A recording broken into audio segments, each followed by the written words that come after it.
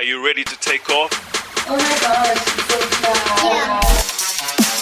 fly. Now, to more pressing issues. Press to feel for a pad. Now press clear. Press unlock. Press any button. Press every button. Press buttons. Press her buttons. Press to impress her. Press buttons that hit her G-spot.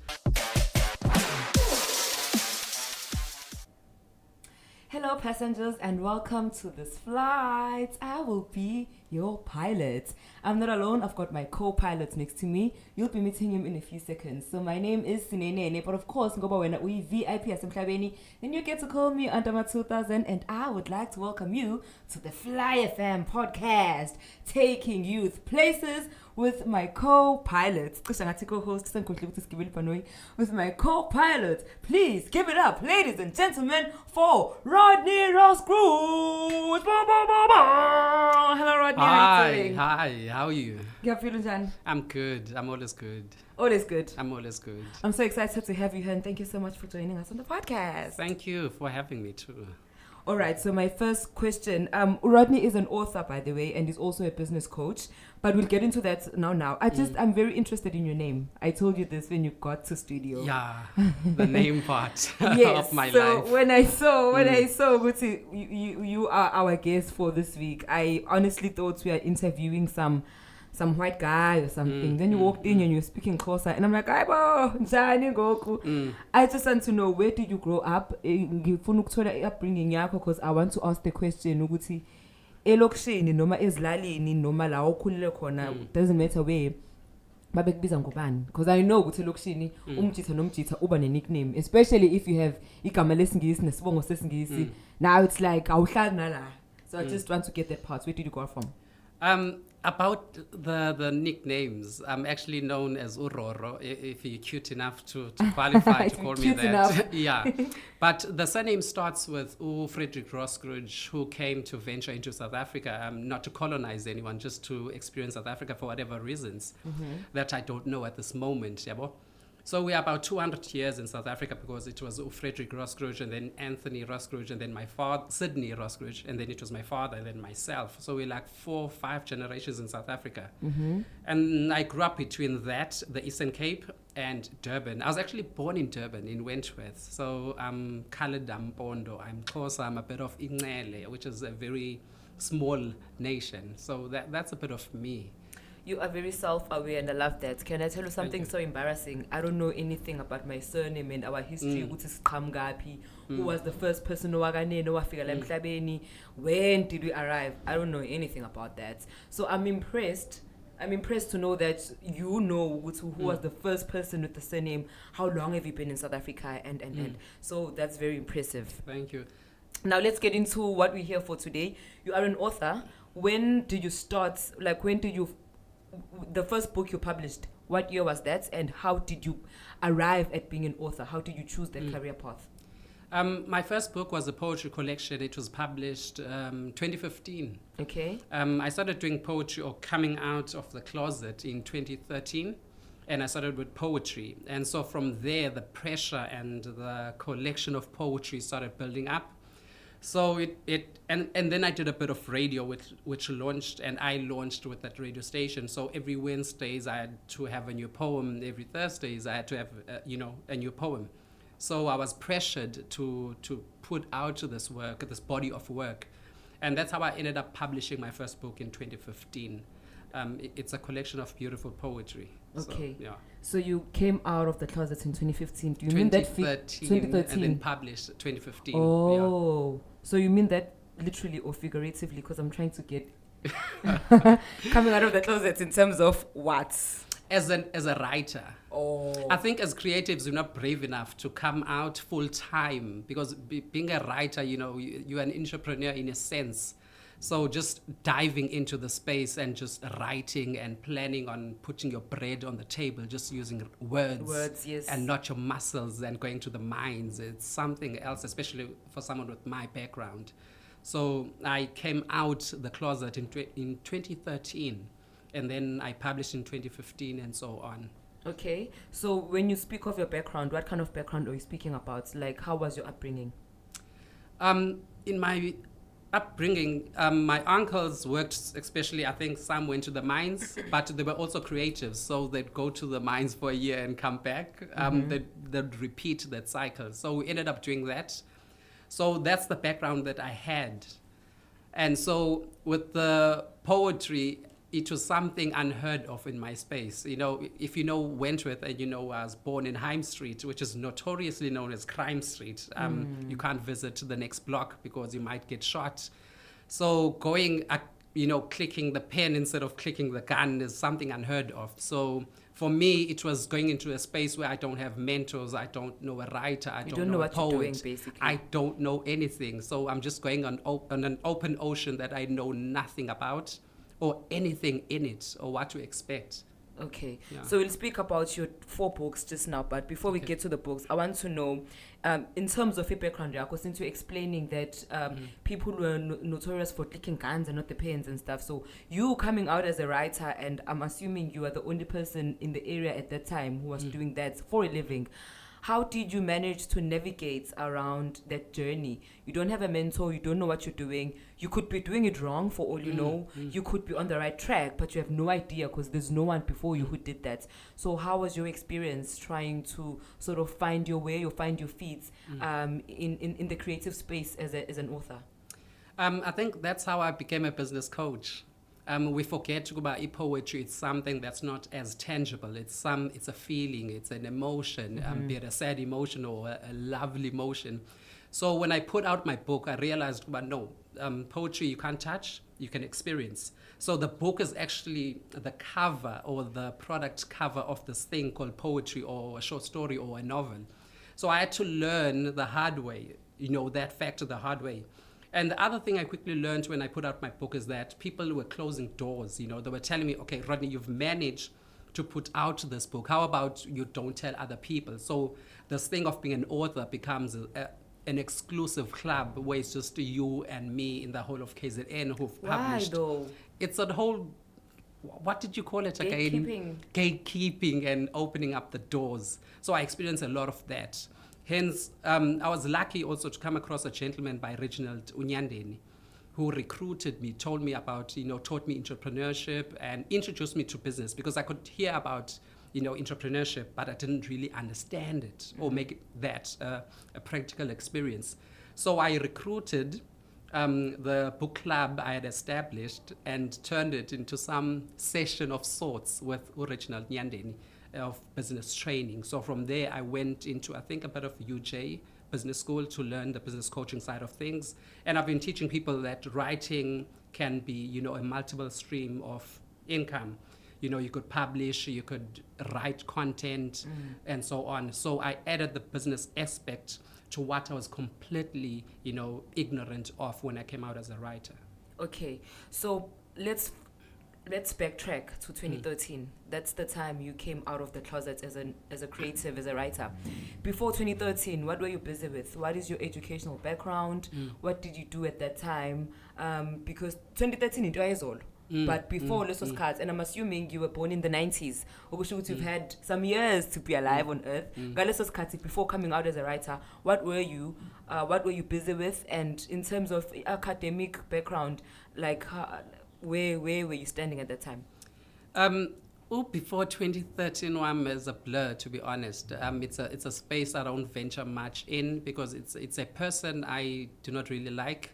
It's a part of my life which was mostly on autopilot. I was trying to do a bit of this and that. Okay.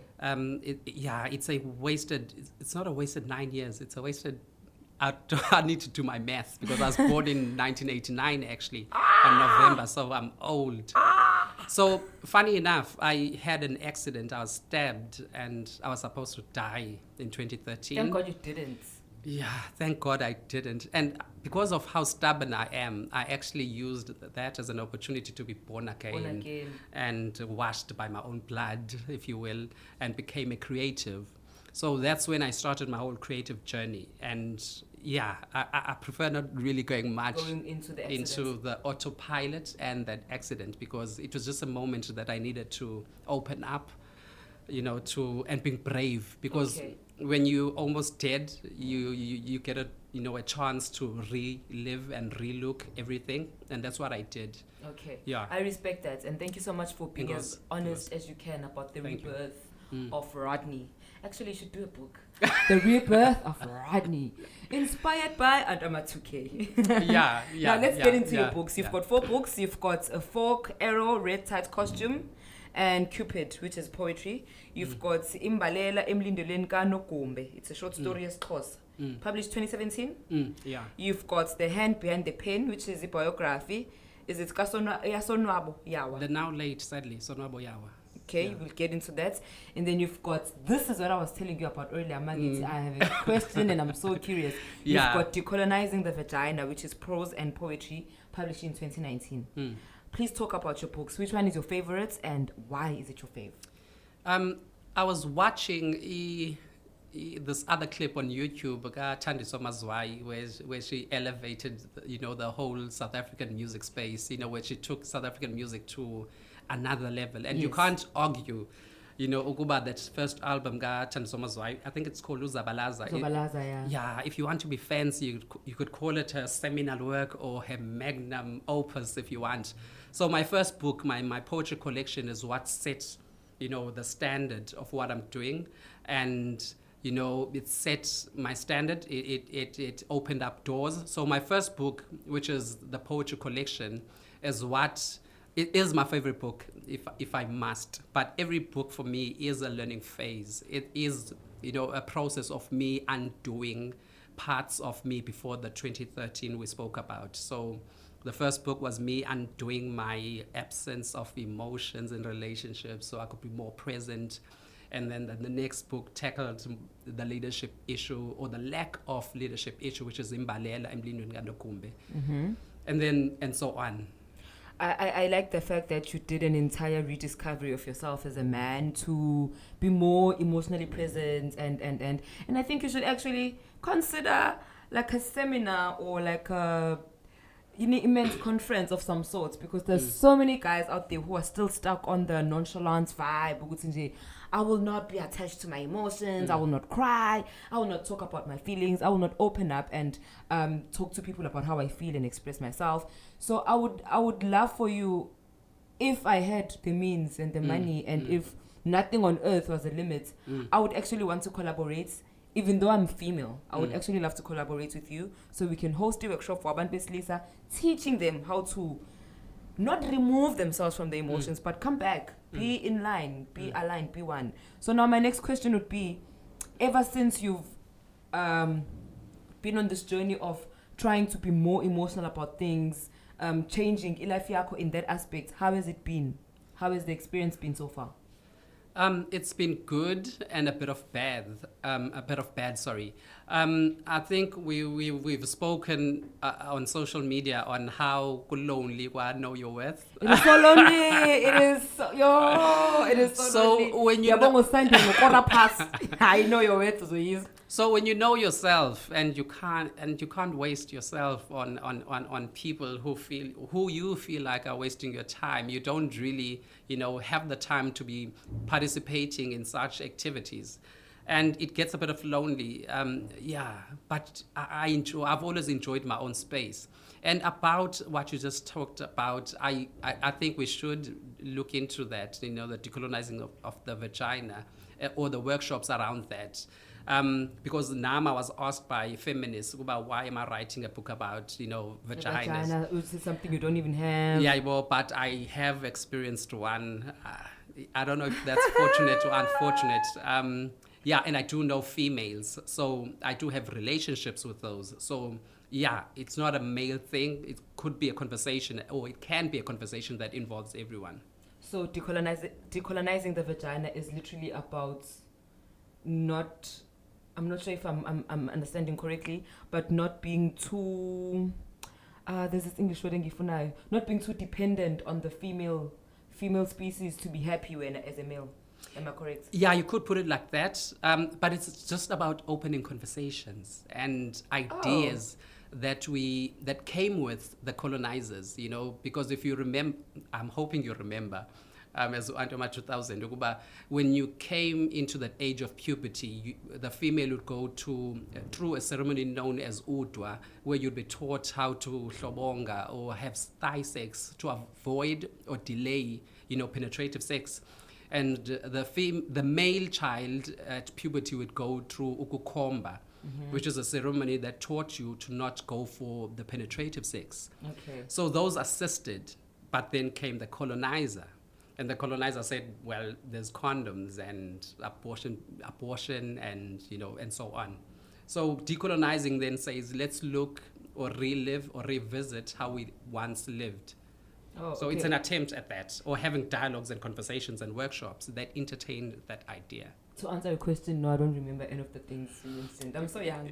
You are under my 2000. I'm so young. I'm the grand uncle of my 2000, sorry. Now let's get to this is the part that got me curious about this particular book, Decolonizing the Vagina. The spelling is what caught my eye, caught my attention, because obviously decolonizing is not spelled like this. It's but D. yes, but it's angazi ukuthi it's a pun indlela oyspelling ngayo, or it's some namhlanje is not doing me justice. It's okay. It's actually a play on whatever figure of speech you want. Yes. Because there were feminists who were crying about why the vagina. So I tried balancing things out. So why not dick and a vagina? So it became decolonizing the vagina. So interesting.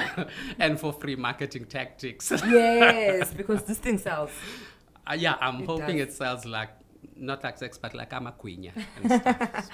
All right, let's fast track to the book that got you, the book that was adapted into a theater play.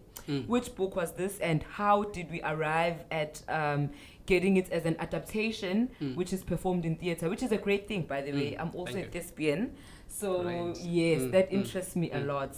How did you get into that part? Were you Lomundo or adapter? Did they approach you, or were you the one who went to approach a director to be like, hey, I've got a book, maybe you can turn it into a play? So how did that entire process happen for the book to end up as a stage play that we can come and physically watch in the theater?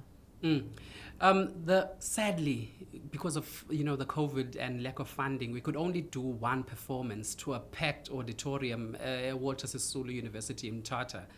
So the lady, Mthatha, God, I need to learn to switch more fluidly.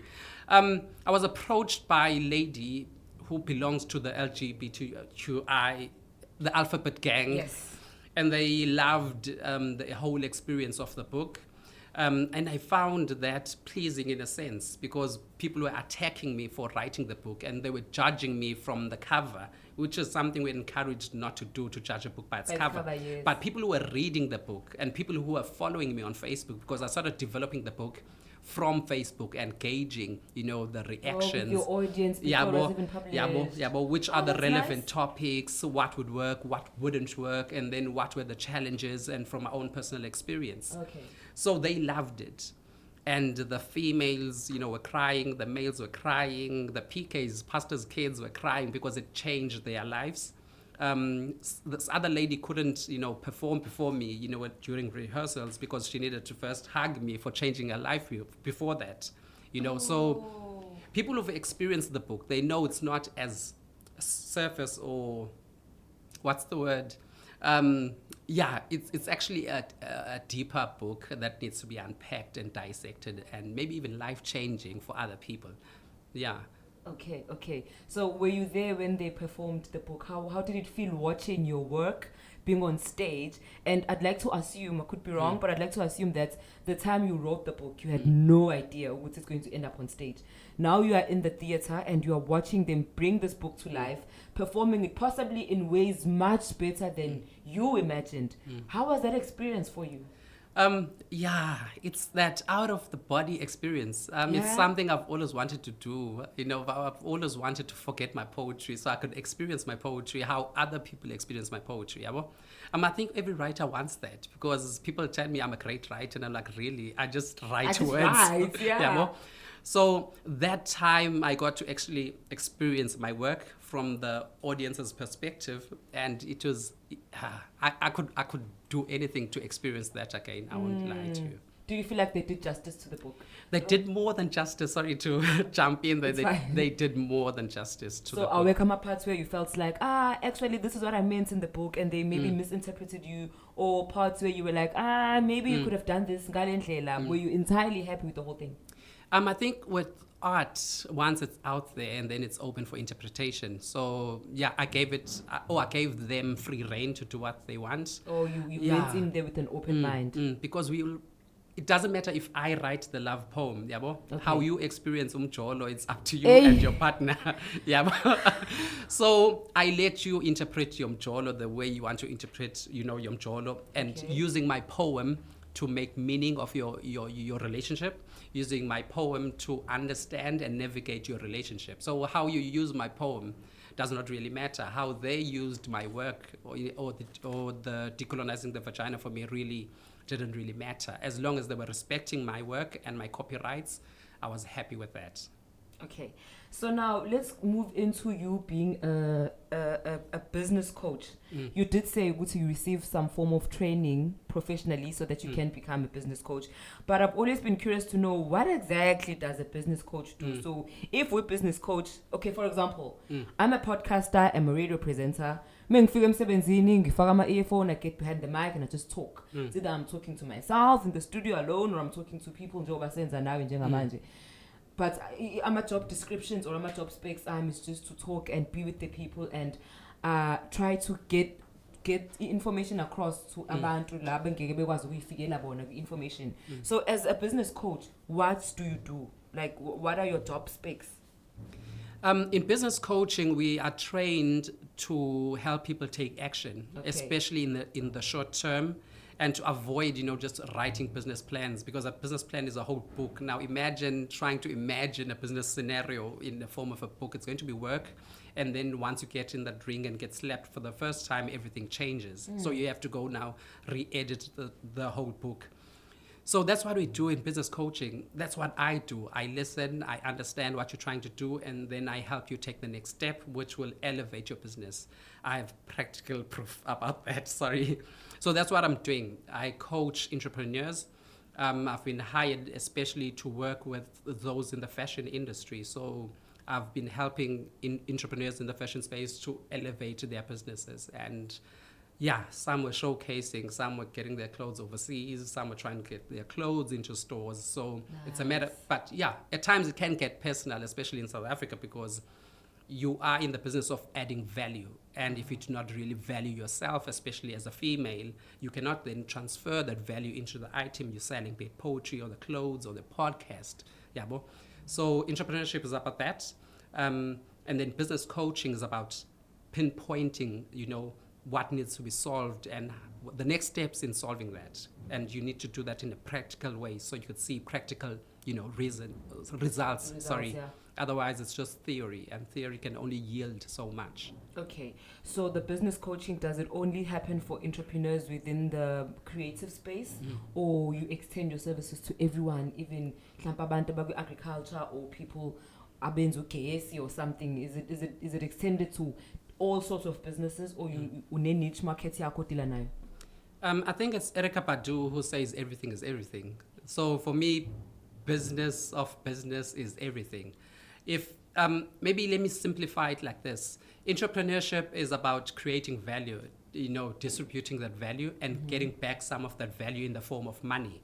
So if you are in the space of creating value for anyone, and then I'm in the business of helping you distribute that value, collect back that value in the form of money. So it doesn't matter what space you are in. This one company hires me for those in fashion. I'm also doing a chefing course to help those who are informal, entrepreneurs selling on the side of the road, to just specialize in that niche too. So for me, everything is everything. If you are in the business of creating value, I could help you add more value to people. And if you add more value to people, then you could collect more value in the form of money. Okay.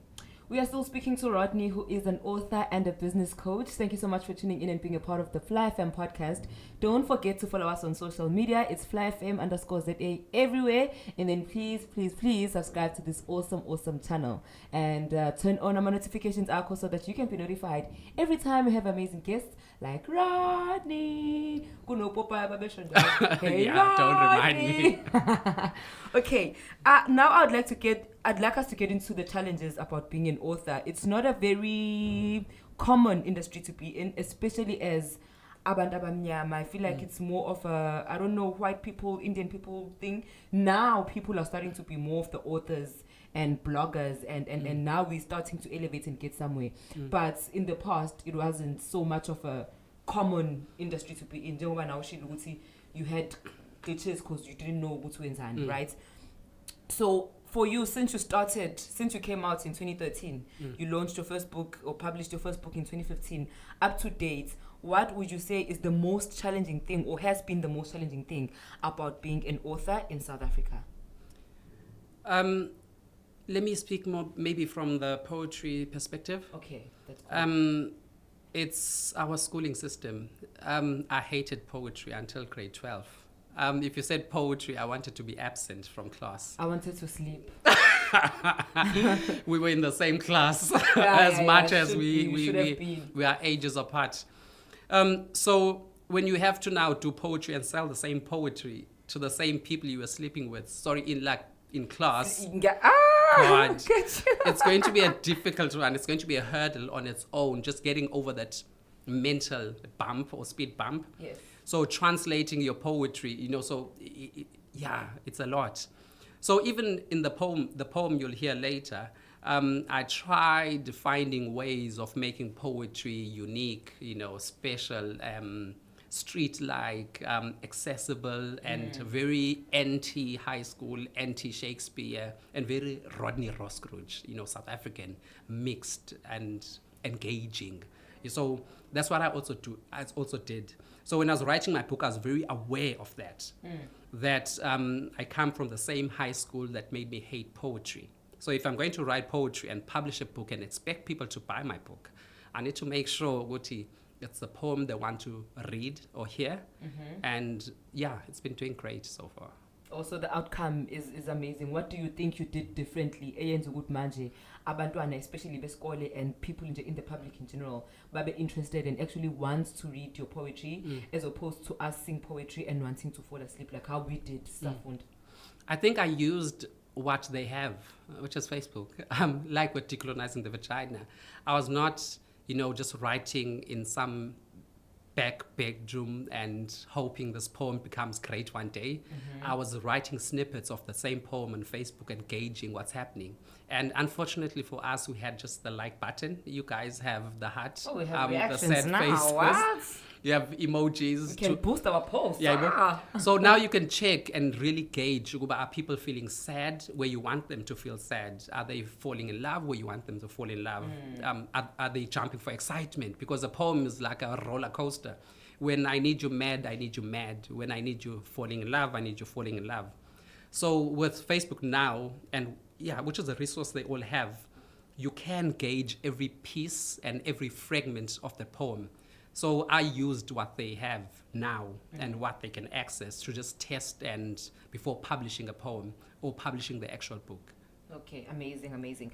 Now, abantu abasha, I know this because I'm part of this generation where we don't like reading at all. I'm not sure what's happening now because back in the day you would be so obsessed with magazine, ne free for all, nama newspaper and some novels. Now it's like we just want to engage in social media content and we don't want to read. So I don't know how much you know your audience, but I'm just trying to check.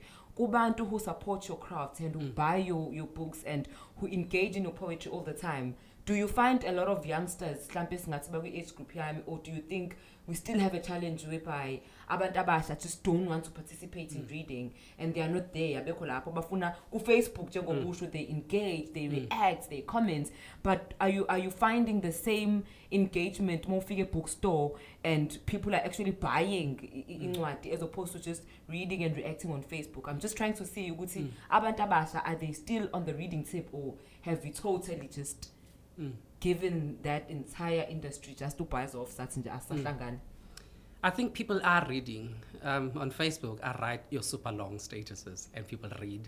I write WhatsApp threads and people read those. And they respond. And they respond. Okay. Yeah, well, I think it's a matter of understanding how do I structure what I'm writing. You know, if the time or the attention span, is short, then write whatever you need to write, you know.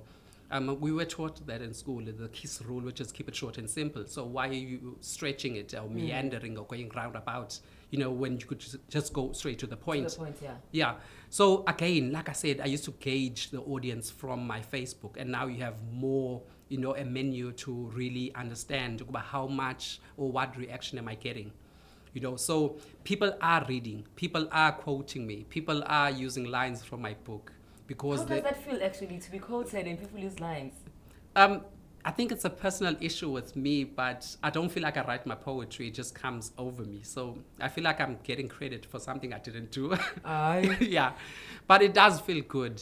I must be honest. You know, I don't mind taking the credit every now and then, but yeah. One of these days, this is your masters. According to Rodney Roskruge, 2021. I would die. They must talk to me nicely. They must cite me. They must cite me. Yeah. All right, Rodney, thank you so much. It's been an absolute pleasure talking to you. I would love for you to do a poem for us. Just do what you say. I'm a viewers, our passengers. What do you have in store for us, right? But before we get into the poem, we are speaking to Abantu Abasha right now. We want to take the youth places. Is there any advice you would love to give to the South African youth or international youth? Actually, if you do have an audience, Nalab, I'd like you to speak to Abantu Abasha using a slogan like taking youth places. What would you say to Abantu Abasha in any aspect, any motivational pick me up kind of statement to the youth?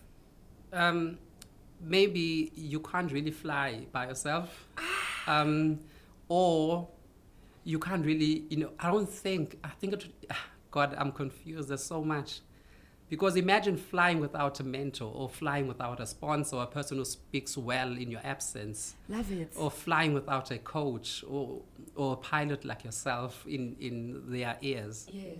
Would it make sense? I think you wouldn't not. even take off. Yeah, well, so you need to navigate life. And to navigate life, I think you need a coach, you need a mentor, you need a sponsor. So you need to find those. If it means following them on Facebook or TikTok, wherever they are, I think you need to find those so you could fly safe and have a less bumpy ride. Ooh, and land safely. And land safely, sorry. Love it. Love it so much. Thank you so much, Rodney. Where do we find you? You speak about finding people, but we want to find you like finding Nemo. So how do we get in touch with Rodney for business coaching, for mentorship, for purchasing your books, for poetry sessions? If people want to, do you actually do, like, can people book you for, those poetry nights and those nice events for artists? We're just having a nice time unwinding, open mic, those things. Do you do such performances? Yeah, people can actually book me, so I will share my number and my email and my Facebook name. It's the same everywhere. So it's Rodney Roskruge, or Rodney K. Roskruge. So the Roskruge is Roskruge, and the number is 072 700 8862. It's a very known number, so I'm safe calling it out. Alrighty, now let's get into the zone, and I'll step out and let you be in your comfort zone, in your space, in your poetry mood, whenever you're ready. Let me get my book, which is very much available. You can show them the cover, actually, so they can identify it. Yeah, it's known. It's a yellow book. It's called the Yellow Book for a reason. Yeah. Okay. So the poem is titled Press Play. I was still dating a lot, and I struggled sending a Please Call Me. So this is how this poem came about. I was trying to, get something positive out of a negative experience, the frustration of not being able to send a Please Call Me. You guys dated, it's not Please Call Me. I'm old. Oh. I'm old. So big up to Unkosana for inventing Please Call Me. He's doing good. He's doing good. Yeah, with the case also. So this is how the poem goes. To fall in love, press 1. Press 072 700 8862. Dial her number. Press call, now hold. To record her smile, press menu. Press now. Press star 140 star. Press a number, press hash. Press send, now hold. Please call again. Press the key in and turn. Press hard against her chest. Press your lips on hers. Press options. Before you press anything, press 2, 7, press 4. Press 1, 9. Press 9, press 0. Now press save. Save her birth date. Now to more pressing issues. Press to feel for a pad. Now press clear. Press unlock. Press any button. Press every button. Press buttons. Press her buttons. Press to impress her. Press buttons that hit her G-spot. Press the button to unbutton her button. Press pause. So you can press star and those North Stars deep into her eyes. So they lead you to her heart. When the seas are rough, when she sees that things are rough, press hash for hashtag over everything. From the time you pressed in team single to the situation right here. Press her buttons. Press play on foreplay. Press with one hand. Press slowly. She's now QWERTY. Press with 2 hands. Press 4, 5. Press 4, 5. Press 4, 5. Press quicker. Press hard. Now hold as we look for the erotically sophisticated jingle. Please hold. Okay, press your chest against hers. Press your lips on hers. This will take some time, so please hold. And press pause, rewind, press take picture, press clear text, and then press your tongue against your ntontoni and tell her you love her right now. Press forever. No, make up that button. Press 2 to help her dress up. Press options, insert symbols. Choose the emoticon with the tongue out. She loves that one. Press your scent into the insides of her hugs. Press smiles hard on her face so they remain there. Again, look for forever. If you find it, press hold. Because that one and forevers come once in a lifetime. If they ever do, press I do.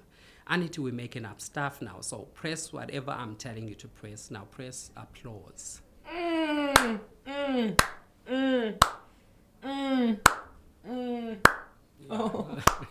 my God. Oh Lord. Listen, I want to give you a standing ovation, but in shield pants. That was beautiful. I want to fall in love. I'm pressing 1. Ta-da! Press 1, to fall in love, To get out, you could find another button. You know what? I'm so impressed, right? And I'm sitting here listening to you, and I'm thinking, if I was reading the poem on my own, it wouldn't have evoked the emotions that it did. So I think you did it better, because my novel, with such emotions, and I think the emotion for me is what made it a highlight, and the rhymes, and the press 4, 5. See what you did there. Love it. Yeah. Absolutely amazing. Thank you so much, Rodney. Thank you. Who inspired you to write this one? It was the struggle to send the Please Call Me, and I needed to get something positive out of that experience. I guess I've always been that person. Okay. Yeah, and then it just came true, and then I just allowed the experience to flow with me. Yeah. Okay. Do you ever see your poetry get... I know I said question but it got me excited.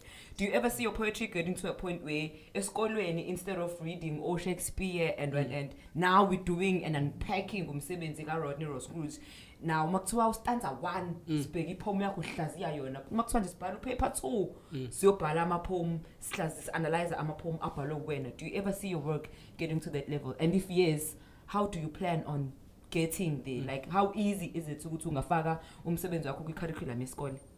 I think it would be difficult to do so Like you were saying, you got a better experience listening to me recite the poem. Yes. And earlier on, we were talking about how I would test the poem on Facebook instead of just, writing the poem by myself in the corner. So what I would do is I'd write a line, and then where I take a break, I'd put a comma. Where I take a break again, I'd put another comma. So, and then I remember people would tell me the same thing you're telling me now. And then I'll tell them, actually, how about you read the poem, how you actually taught how to read? Where there's a comma, you breathe. Pause, where there's yeah. a full stop, you stop. stop. So I actually structured each poem based on those rules. So if you picked up my book, you'll know where I'm breathing, you could also breathe and take the lead from that, So having my book at schools would mean teaching people how to write and read and experience poems by themselves, the same way I recite my poems. Okay. Yabo? And then how to exploit opportunities like being frustrated with sending a please call me. I have another poem that's written about food, and it's also a love poem. One. Or eat that one in that sense. Yeah. Yeah, she became also famous. She's an influencer now. Yeah, Uti, I owe her. So, yeah, I guess I owe her. A shout out to dear Jessica. Out to her. Yeah. She has a poem and a video too. So. Do you ever do live recitals of your poems? Wait, is recitals even a word? Yeah, recitals. I used to do a lot of those, Playhouse, Poetry Africa. No, I mean online. Cause I haven't tried that. I think you would do well. But there's you and your seminar, webinar tomorrow. So yeah, there's you and your workshops. Yeah. I'm saying, TikTok or recite just one poem and post it and see how people react. Maybe the outcome would be so nice, and you can actually monetize on social media. So in addition to the money you're already making now, you can make more money with Instagram or recite a poem, and it got views, and the views translate to more followers, and you can use those followers to get them to business coach. And now you're coaching me, so thank you. Learning from the best. What can I say? Yeah, but I am looking into that. Being older, I took time to get into TikTok. I am learning how to use TikTok and how to go viral and then plug in my poetry. So I am looking into that. And thank you for being in my life now. So press one. I'm pressing opportunity right now. Thank you so much, Rodney. It's been an absolute pleasure having you in the studio. So thank you so much for taking your time to join us and just to share information on Nayo. And for that poem recital, it made my day. It was my highlights of the day. Yeah, well, the process is the 4-5. Thank you so much. Ladies and gentlemen, boys and girls, passengers and flyers. Thank you for being a part of this awesome episode. Please don't forget to subscribe to our YouTube channel on the FlyFM podcast, and also follow us on social media. It is FlyFM everywhere. From myself, Usinene, also known as Andama 2000, and the prestigious author and business coach, Rodney Roskruge. It is a wrap. Signing out. Let's fly. FlyFM, taking you places.